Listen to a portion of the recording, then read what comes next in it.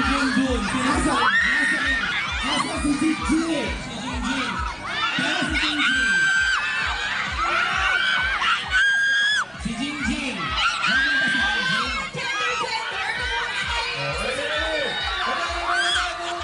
Dito, meron ka black. Ano ba ito? Naka-drag queen shirt pa siya, Venus Deluxe. Wow.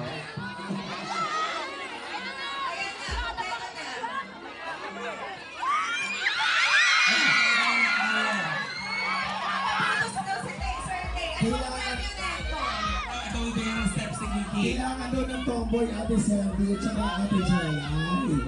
Oo. Tomboy! Sino tomboy? Tomboy!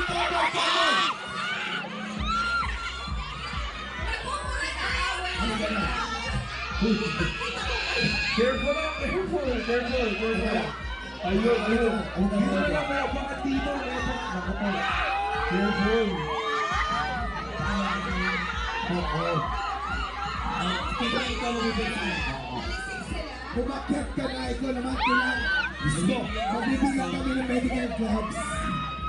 Then mag-play ang DJ ng music. Okay ba? Tapos pagalingan sa naging execution ng music. Okay, sige. Isa-isa. Dapat DJ yung budot sa para makita naman natin yung paleto ng mga taga-Cavite. Okay, interview mo na contestant number 1. Oh, isang halaga. Wala na pili kanina. Una napili kanina hanggang sa dulo. Okay, gitna tayo guys. Gitna, let's go. Ito siya. Interview mo muna sila. Ayan, ito si ate, ang una natin na Pinoy, and then si Kuya. Kasali ko? Ay, wow. Kasali ka pala? Oo nga eh. Kasali ba? Interview mo na kasi Akala ko nakabantay siya. Okay, here we go.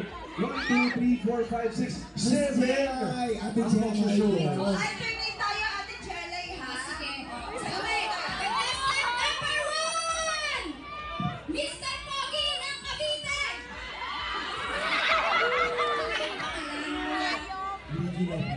Luigi Lopez, mukhang mga artista.